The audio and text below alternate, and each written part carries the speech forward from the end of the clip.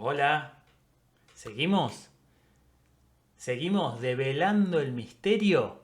Bueno, diferentes o distintos tipos de dolor musculoesqueléticos.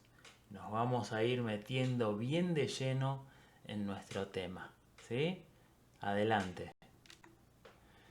Entonces, hemos, nos hemos presentado, ¿sí? Hemos hecho un pantallazo de nuestros futuros clientes, pacientes, alumnos. Y ahora sí, vamos a meternos ya de lleno en el dolor de origen musculoesquelético. Prepárate porque vas a conocer, te voy a dar mucha información valiosa. ¿Qué vas a descubrir entonces en esta lección? Los diagnósticos más frecuentes relacionados o asociados al dolor musculoesquelético. ¿Qué es el dolor miofacial? ¿Sí? Veremos realmente, te voy a explicar qué es el dolor miofacial. Y hablaremos la diferencia, dolor miofacial o dolor musculoesquelético. Te voy a explicar para que, espero, no te queden dudas. Bueno, nada más. ¿Estás listo? ¿Estás preparado? Aquí vamos. Entonces, diagnósticos más frecuentes por los que una persona nos va a consultar con dolor, ¿sí? Va a traer un diagnóstico, va a traer estudios complementarios como radiografías, resonancias magnéticas, tomografías, ecografías, etcétera, etcétera. Un sinnúmero de estudios complementarios y los diagnósticos más comunes que esa persona va a haber escuchado en su caminito es o son artrosis, hernias de disco, pinzamientos, tendinitis o tendinopatías. Y por último, nosotros lo que vamos a agregar es el síndrome de dolor miofacial. Entonces, muchas veces una persona puede llegar, la idea es que llegue lo más rápido posible. Cuando nosotros podemos ayudar a una persona que no ha deambulado demasiado y que está sufriendo de un dolor miofacial que ya vamos a saber diagnosticar y lo podemos tratar de manera adecuada y rápida, va a tener un pronóstico absolutamente resolutivo, rápidamente se va a mejorar, porque no va a haber compensaciones biomecánicas, no va a haber cronificación del proceso, y de hecho si es una persona que no ha deambulado consumiendo excesivamente fármacos, corticoides, inyectables, infiltraciones, etcétera, es una persona que rápidamente va a mejorar y va a solucionar su problema de dolor. Muchas veces, te decía con la fotito anterior, muchas veces los diagnósticos que pueden traer estas personas son por otros profesionales o muchas veces por personas, por pares, porque como esas personas han sufrido un dolor similar, transmiten el diagnóstico que a ellos mismos les han dado. Entonces, no tenemos que quedarnos en que lo que piensa la persona es real. Bueno, sí es concretamente real para ellos, pero en realidad también es importante esto, ¿no? Poder tranquilizarlos y explicar muchos conceptos que de a poquito vamos a tratar de ir viendo que van a quitarle severidad al pronóstico que esa persona tiene. Entonces, la primera, la típica, doctor, tengo artrosis, doctor, me diagnosticaron artrosis, ¿sí? Sabemos que la artrosis es la enfermedad reumática más frecuente, ¿sí? Ahí vemos una columna sana y vemos la diferencia con una columna con artrosis, donde hay un disco dañado y hay una disminución en la altura o una disminución en la distancia intervertebral por un daño asociado al disco. Entonces, en la artrosis hay un desgaste del cartílago, Hay dolor, hay rigidez, hay inflamación y hay limitación del movimiento, ¿sí? Por una deformación de las superficies articulares que nos va a producir impotencia funcional, o sea, limitación en el movimiento, y muy frecuente en el grupo de más 65, ¿sí? Es una de las causas más frecuentes que produce dolor en estas personas. ¿A qué nivel? Columna, articulaciones en general de gran tamaño, cadera, rodilla, hombro. Es un diagnóstico que los pacientes manejan bastante frecuente porque en general es lo primero que les dicen. Y bueno, ¿cómo no le va a doler con los años que usted tiene? Tiene artrosis, ¿no? Es clave. Y bueno, es un diagnóstico bastante limitante para la persona. El otro gran diagnóstico, ¿sí? El otro gran problema y en el cual nosotros vamos a tener un comodín enorme. Doctor, me diagnosticaron o tengo hernia de disco.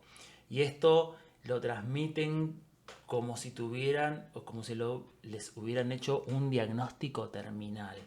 La persona que siente dolor en la columna, ya sea cervical o ya sea lumbar, hace el caminito convencional de médico de cabecera o médico clínico, y el médico clínico la derivación al traumatólogo y al neurocirujano, y luego el estudio complementario, que en general es la resonancia magnética, que arroja en un 65% de los casos que hay una hernia de disco. Esa persona se siente ya enferma, siente que le han hecho un diagnóstico absolutamente limitante y que eso marcará su vida de ahora para siempre. Y esto es falso. Una hernia de disco puede estar presente en una persona sin dolor. Esto lo sabemos desde hace 60 años. Una hernia de disco es una adaptación biomecánica, es un proceso progresivo que se va dando en el transcurso de meses y años, ¿sí? Es una deformación o un abombamiento de ese disco intervertebral, pero que se va produciendo lentamente. Y esa compresión que se va dando, sí, en las raíces nerviosas, aunque sí puede ir generando algún tipo de irritación, que en muchas ramas de la medicina se le llama segmento irritado a esta situación, porque para que lo entiendas, es un balde, un recipiente, un vaso donde se va conformando ya una gotita o dos gotitas que van llenando un poquito la capacidad de resistencia de ese vaso. Ahora, el desborde, lo que podemos llamar como síntoma o dolor, lo produce la concomitancia de otros factores. Por eso hablamos de que puede haber un segmento irritado. La hernia de disco puede ser un factor que en determinadas situaciones va a generar un proceso doloroso, pero no es en la mayoría de los casos el determinante absoluto. Entonces, es importante esto, entonces, que es extremadamente frecuente tener una hernia de disco. Hasta en adultos vemos en estudios, en investigaciones, que estadísticamente el 65% de la población tiene una hernia de disco o alguna adaptación biomecánica similar en su columna y no padece dolor, ¿sí? Entonces, muchas veces vamos a ver hernias sin dolor. Vamos a ver una persona dolorida, pero vemos la hernia, vemos la resonancia magnética, vemos su estudio complementario y no hay una hernia. Entonces, no hay relación, ¿sí? La hernia de disco no es sinónimo de dolor, no es sinónimo de enfermedad. Y eso es lo primero que tenemos que transmitir a la persona para tranquilizar. Bueno, se me pinzó el ciático, ¿sí? Tengo un pinzamiento, doctor Daniel, tengo un pinzamiento. ¿Qué es un pinzamiento? Un pinzamiento sería la compresión de una o varias de las raíces, en general el ciático, ¿no? Porque es el diagnóstico más común, pero un pinzamiento anatómicamente se podría dar en cualquier otra raíz o nervio, ¿no? En cualquier otra raíz nerviosa o nervio. Entonces, es el pinzamiento, es la compresión por algún medio mecánico, como el disco intervertebral abombado y la producción de una irritación a nivel del nervio que produce el pellizcamiento y el dolor, ¿sí?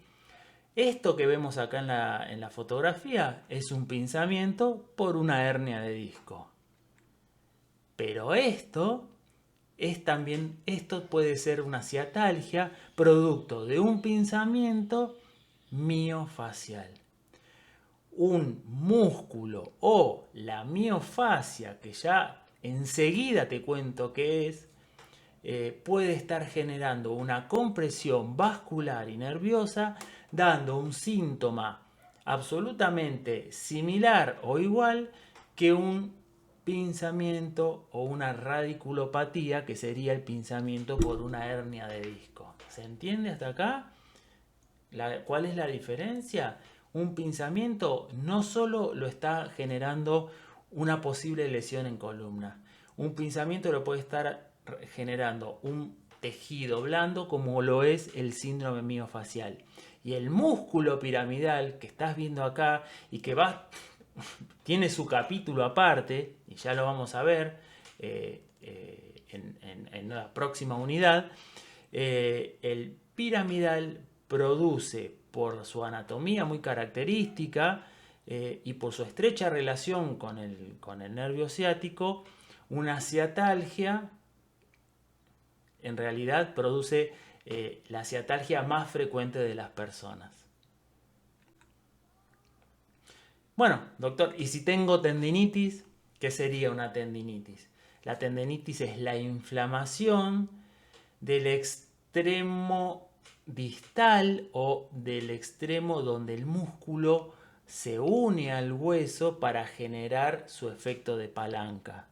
El tendón es un cordón fibroso que al unirse, al insertarse en el periósteo, genera su acción.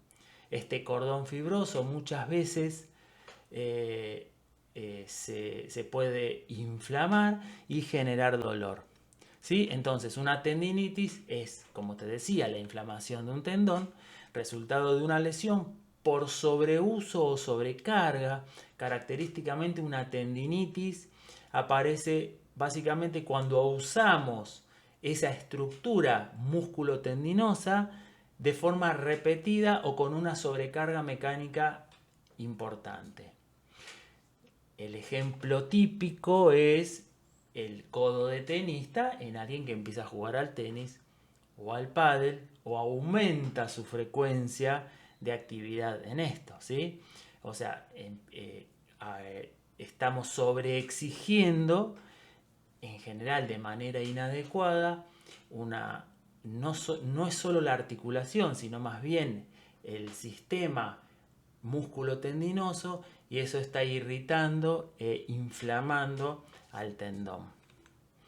Y se caracteriza, por supuesto, por dolor e inflamación, y hoy se utiliza mucho el término tendinosis porque vemos que hay una alteración estructural cuando se produce el diagnóstico de tendinitis. No solo es la inflamación, sino que hay ya está asociado alguna lesión característica al proceso. Bueno, ¿qué es el dolor miofacial? ¿Qué es el tejido miofacial? ¿Por qué te hablo tanto o por qué te estoy empezando a hablar tanto de dolor y de tejido miofacial? Es sinónimo, o sea, tejido miofacial es lo mismo que tejido musculoesquelético. ¿Cuál es la incidencia en la producción de dolor? ¿Cuáles son las características del dolor miofacial? Y bueno, ¿por qué no se tiene en cuenta? Que realmente no se tiene en cuenta. El dolor miofacial como causa de dolor musculoesquelético no se tiene en cuenta en la gran mayoría de las dependencias sanitarias, te diría que casi a nivel mundial. Pero entonces, ¿qué es la miofascia? ¿Qué es la miofascia? ¿Qué es el tejido miofacial? ¿Sí? Hablamos de miofascia refiriéndonos al tejido celular subcutáneo, a la aponeurosis, al músculo, a los tendones, a los cartílagos, a los ligamentos, a las estructuras de sostén visceral y al periósteo. En realidad, más que un tejido, es un sistema. Es todo lo que une y comunica los distintos tejidos del cuerpo, porque encontramos tejido celular subcutáneo, por supuesto, en cada extremo de nuestro cuerpo, ¿sí? Entonces, ¿es un tejido o es un sistema? ¿Sí? Lo denominamos, en realidad, es un sistema o denominado más bien sistema ubicuitario, porque así como el sistema nervioso central está presente en cada centímetro cuadrado del organismo y es el encargado de recibir y transmitir información de manera permanente. ¿Sí? Une y comunica todos los sistemas del organismo a través del tejido conectivo o la matrix celular. Esta sustancia fundamental que es la que nutre cada rincón de nuestro cuerpo, esta sustancia intercelular que es la encargada, por eso recibe el nombre de matrix celular, ¿no? Es la encargada de estar en contacto con todos los sistemas, tejidos, órganos y células. Entonces, dolor miofacial o dolor musculoesquelético. En realidad, una de las lo que podríamos el término que podríamos utilizar como similar a miofacial sería dolor o tejido neuromusculoesquelético. ¿Por qué? Porque el dolor miofacial incluye compromiso nervioso. Como hablábamos en el ejemplo del pinzamiento por el piramidal en el ciático, cuando nosotros tenemos un dolor miofacial hay compresión vascular y nerviosa. Por lo tanto, el dolor miofacial incluye un componente nervioso. Hay una irritación no solo del músculo, del tendón, del cartílago, no solo hay inflamación, no solo hay activación de nociceptores, que son estas terminaciones nerviosas que en la inflamación transmiten señales de dolor al cerebro, sino que también hay una irritación del sistema nervioso. Describe una alteración vegetativa. Hay muchos síndromes o dolores miofaciales que tienen alteraciones vegetativas. Por ejemplo, a nivel de cintura escapular, vértigos, mareos, náuseas, sudoración, tinnitus o acúfenos son los ruidos en los oídos. En general son alteraciones vegetativas o autónomas producto de esta compresión vascular y nerviosa que se produce en el dolor o la disfunción miofacial. Tiene en cuenta la disfunción motora. ¿Qué quiere decir esto? Que un dolor miofacial, además del dolor, nos va a estar dando, por ejemplo, un acortamiento en la trayectoria del movimiento o una impotencia funcional. Clásicamente, para que tengas un ejemplo práctico, la tortícolis. La tortícolis es un proceso o un síndrome de dolor miofacial generado por una disfunción en el elevador de la escápula, que me va a producir dolor y disfunción motora. ¿Qué quiere decir esto? Que va a estar acortado el rango de movilidad. Eso es una disfunción motora. Y explica un patrón de irradiación del dolor. Ya veremos que el dolor miofacial, volvemos al ejemplo del pinzamiento del ciático, tiene un patrón de irradiación, tiene un dolor irradiado. Es ese dolor que se da a distancia.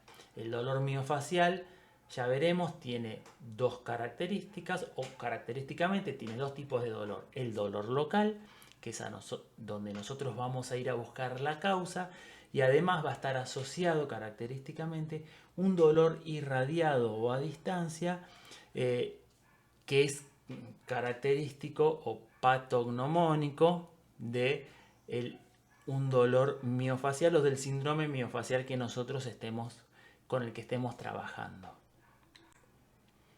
Entonces, en resumen, ¿qué estamos empezando a ver? ¿Sí? ¿Qué estamos empezando o en qué tema estamos empezando a nadar? Vimos los diagnósticos más frecuentes, ¿sí? Vimos la artrosis, las hernias de disco, los pinzamientos, las tendinitis y empezamos a ver de qué va esto del dolor miofacial. Te presenté el tejido miofacial, ¿sí? Cómo está, cómo está representado con su tejido celular subcutáneo, con sus tendones, con sus fascias, sus aponeurosis y todas estas membranas que conectan y unen todos los tejidos del cuerpo, convirtiéndolo en un sistema ubicuitario. ¿Por qué hablamos del sistema miofacial? Sí, por esto mismo, por esta conectividad y por esta función esta función que hace que sea tan importante y que cada centímetro cuadrado del cuerpo esté enterado de lo que sucede en el otro extremo. Esto es gracias al tejido celular subcutáneo y a la miofascia en general. ¿Y por qué no hablamos de músculo esquelético? ¿Sí? En realidad podríamos hablar de tejido o de dolor neuromúsculo esquelético, porque acordate la importancia que tiene el componente nervioso, el vegetativo, el autónomo y tener en cuenta la irritación del sistema nervioso. Entonces, bueno, tu momento ha llegado. Agarra el cuadernito, ¿sí? Y vamos a escribir. ¿Qué has descubierto en este video? ¿Qué hemos empezado a descubrir con este video? ¿Qué aprendizaje útil has empezado a tener? Porque recordá que los aprendizajes se pierden si no se fijan. Entonces, en un minuto te voy a dejar. Toma nota de las ideas principales. Porque vamos a seguir ampliando y nos vamos a seguir metiendo en tema y luego ya más adelante sí empezaremos a trabajar específicamente con los diferentes síndromes de dolor miofacial y empezaremos a aplicar las técnicas y los protocolos necesarios para que puedas tratar correctamente, diagnosticar y tratar un síndrome de dolor miofacial. Así que este momento es tuyo, un minuto en el aire.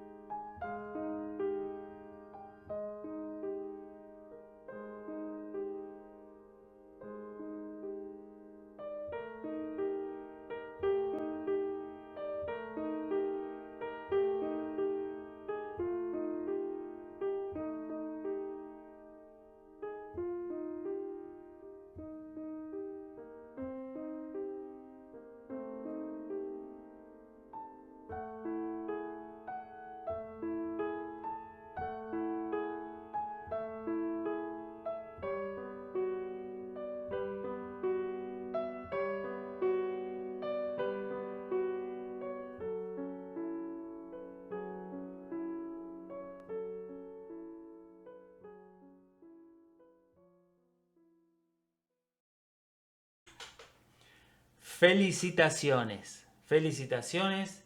Hemos transitado o estamos por terminar de transitar este primer módulo. Y ahora sí, importante, luz, cámara, acción, ¿sí? Aplicar lo aprendido.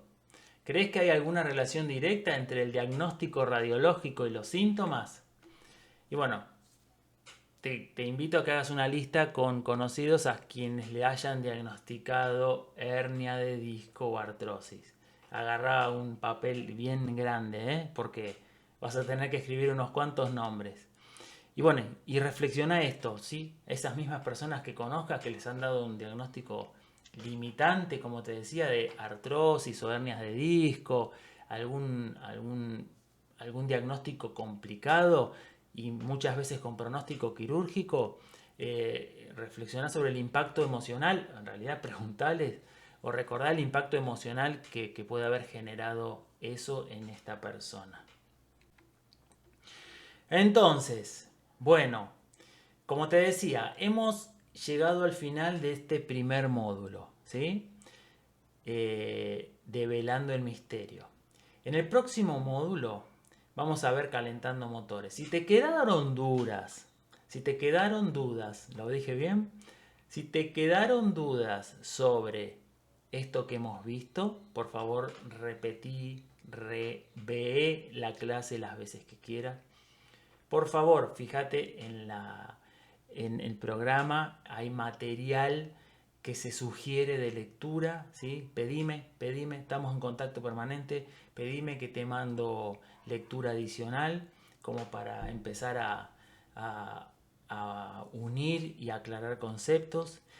Pero igualmente no te quedes o quédate tranquilo porque vamos a seguir viendo dolor miofacial. Vamos a introducirnos en los puntos gatillos miofaciales y en las características clínicas. Así que esto recién empieza, así que quédate tranquilo, tranquila, lo vamos a ver muchísimas veces, pero también acuérdate que tenés el material de lectura complementario que te va a ayudar a comprender un poquito más si nunca jamás habías escuchado alguno de estos términos a los que nos hemos referido hoy. Bueno, nos vemos en la próxima y bueno, a practicar.